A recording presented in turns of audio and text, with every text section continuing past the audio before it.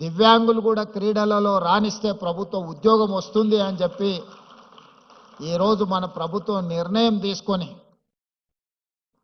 అన్నీ బాగున్నాయి. ఈరోజు సమాజంతో పోటీ పడడమే కష్టమైన పరిస్థితులు ఉన్నాయి.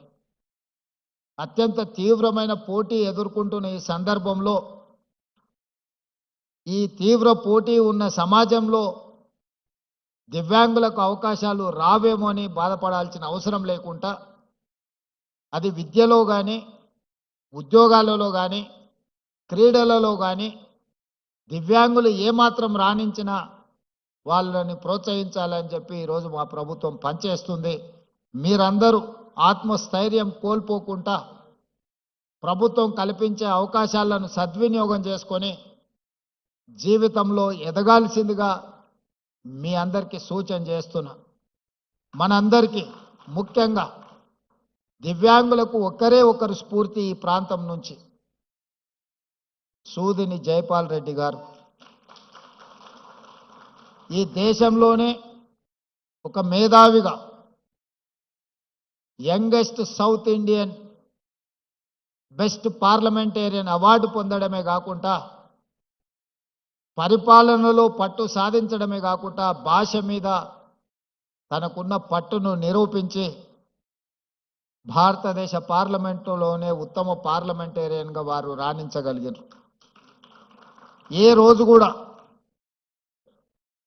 ఆయనకు వైకల్యం ఉన్నది అన్నది ఆయన ఎప్పుడు ఆయన ఆలోచనలో కూడా రానియలేదు. ఈరోజు తెలంగాణ ప్రాంతం నుంచి లేదా తెలుగు మాట్లాడే ప్రాంతాల నుంచి ఒక పివి నరసింహారావు గారు, ఒక నీలం సంజీవరెడ్డి గారితో సమానంగా జైపాల్ రెడ్డి గారు రాణించి సమాజంలో గౌరవం తీసుకొచ్చిండంటే ఈరోజు దివ్యాంగులు అందరూ కూడా జైపాల్ రెడ్డి గారి యొక్క సక్సెస్ను స్ఫూర్తిగా తీసుకోవాల్సిన అవసరం ఉన్నది. అదేవిధంగా ట్రాన్స్జెండర్స్ వీళ్ళ పట్ల కూడా సమాజము కొంత వివక్ష చూపించడము, కుటుంబ సభ్యుల యొక్క నిర్లక్ష్యానికి లోనైన వాళ్ళను కూడా ఈరోజు ట్రాన్స్జెండర్స్ని కూడా రాష్ట్ర ప్రభుత్వ ఉద్యోగ అవకాశాలు కల్పించడమే కాకుండా రాష్ట్ర ప్రభుత్వం అందించిన డబుల్ బెడ్రూమ్ ఇండ్లు కానీ ఇందిరమ్మ ఇండ్లు కానీ నిన్ననే రామగుండం నియోజకవర్గంలో అక్కడి శాసనసభ్యులు రాజ్ ఠాకూర్ గారు ఇళ్ల పట్టాలు కూడా ఈరోజు ట్రాన్స్జెండర్లకు అందించడం జరిగింది.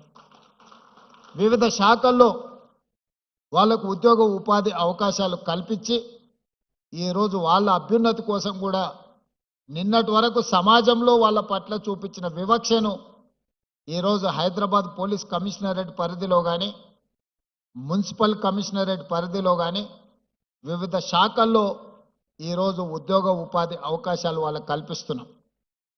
ఈ వేదిక మీద నుంచి నా సహచార మంత్రివర్గ సభ్యులకు నా విజ్ఞప్తి, రాబోయే మున్సిపల్ ఎన్నికల్లో ఎక్కడైతే కార్పొరేషన్స్ ఉన్నాయో ఆ కార్పొరేషన్లో కోఆప్షన్ కార్పొరేటర్స్గా మనము నామినేట్ చేసే అవకాశం ఉంది.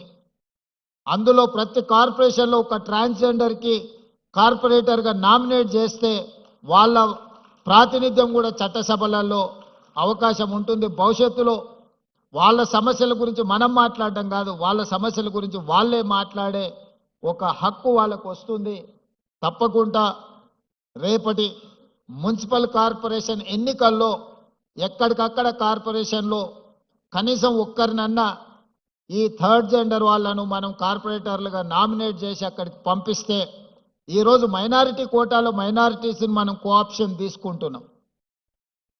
వివిధ జిల్లా పరిషత్తుల్లో వివిధ మున్సిపాలిటీలలో మైనారిటీలు ఎన్నిక అవ్వడానికి అవకాశం తక్కువ ఉంటుంది కాబట్టి కోఆప్షన్ మెంబర్స్ కింద మనం వీటిల్లో నామినేట్ చేస్తున్నాం. అదే విధానాలలో ట్రాన్స్జెండర్స్ను కూడా మనము కోఆప్షన్ మెంబర్స్గా ఈ కార్పొరేషన్లో పంపిస్తే వాళ్ళు వాళ్ళ సమస్యల మీద మాట్లాడుకోవడమే కాకుండా మాకు కూడా ఈ సమాజంలో మేము భాగస్వాములము, ఈ సమాజంలో ఆడవాళ్లతో మగవాళ్లతో సమానంగా మాకు అవకాశాలు ఉన్నాయి. ఈ ప్రభుత్వం మమ్మల్ని కూడా మానవత్వంతో చూస్తుంది, మమ్మల్ని మనుషులుగా గుర్తిస్తుంది. ఈ ప్రభుత్వం మాకు అండగా నిలబడ్డదని వాళ్ళు కూడా భావించే అవకాశం ఉంటుంది. కాబట్టి రేపటి మున్సిపల్ ఎన్నికలలో వాళ్ళని కోఆప్షన్ మెంబర్లుగా మున్సిపల్ కార్పొరేషన్లలో మనము కోఆప్ట్ చేసుకుంటే బాగుంటుంది. ఇది నా ఆలోచన. తప్పకుండా రేపు జరగబోయే మంత్రివర్గ సమావేశంలో దీనికి సంబంధించి ఒక నిర్ణయం తీసుకుంటే కూడా సముచితంగా ఉంటుంది అని నేను భావిస్తున్నా. అదేవిధంగా వృద్ధ తల్లిదండ్రులు వాళ్ళ రెక్కల కష్టం, వాళ్ళ రక్తాన్ని చెమటగా మార్చి తమ పిల్లల్ని తాము తిన్నా తినకపోయినా రూపాయి కూడబెట్టి వాళ్ళకు ఆస్తులు కానీ విద్యలు కానీ అన్నిటిని అందిస్తే వాళ్ళు వయసు మీద పడ్డప్పుడు కొంతమంది ఆ తల్లిదండ్రులను నిర్లక్ష్యం చేస్తున్నారు. అందుకే ఈరోజు డే కేంద్రాలుగా వయసు మీద పడిన వాళ్ళకు ఒక రిక్రియేషన్ ప్లేసు, అక్కడ అన్ని వసతులతో దేశంలోనే మొట్టమొదటిసారి వయసు మీద పడిన కుటుంబ సభ్యులకు ఈరోజు ప్రభుత్వమే కుటుంబంగా మారి వాళ్ళందరినీ ఒక దగ్గరికి తీసుకొచ్చి వాళ్ళందరినీ కూడా ప్రణామ్ పేరు మీద వాళ్ళందరినీ ఒక దగ్గరికి చేర్చి వాళ్ళకు అవసరమైన మానసిక ఉత్సాహాన్ని అందించడమే కాకుండా ఈ సమాజంలో ఈ సమాజం కోసము తమ కుటుంబ సభ్యుల కోసం సర్వం త్యాగం చేసిన తల్లిదండ్రులను ఆదుకోవాలని ఈరోజు ప్రణామ్ కార్యక్రమాన్ని కూడా మన ప్రభుత్వం తీసుకున్నది. మొన్న జరిగిన గ్రూప్ 1 గ్రూప్ 2 నియామక పత్రాలు అందించిన సందర్భంగా నేను ఒక మాట చెప్పిన. ఇక్కడ సెలెక్ట్ అయిన ప్రభుత్వ ఉద్యోగులు 90% పేద కుటుంబాల నుంచి గ్రామీణ ప్రాంతాల నుంచి వచ్చిన వాళ్ళే ఎక్కువ ఉన్నారు. మీకు ఈరోజు చదువు వచ్చి ఉద్యోగం వచ్చిన తర్వాత మీకు శ్రీమంతులైన తల్లిదండ్రులు పిల్లల్ని ఇస్తే పెళ్లి చేసుకొని అత్తగారే మాకు కావలసిన వాళ్ళు తల్లిదండ్రుల పట్ల నిర్లక్ష్యం వహించే అవకాశం ఉంది. కాబట్టి మీరు ఎవరైనా తల్లిదండ్రుల పట్ల నిర్లక్ష్యం వహించి వాళ్ళకు జీవనాధారం లేకుండా చేస్తే మీ జీతాలలో 10 నుంచి 15% కోత విధించి సరాసరి ఆ తల్లిదండ్రుల ఖాతాలలో మీ ప్రతి నెల జీతము తల్లిదండ్రుల ఖాతాలకు పోయేటట్టు చట్టం తీసుకొస్తా అని చెప్పినా రేపు జరగబోయే బడ్జెట్ సమావేశాలలో మా మిత్రులు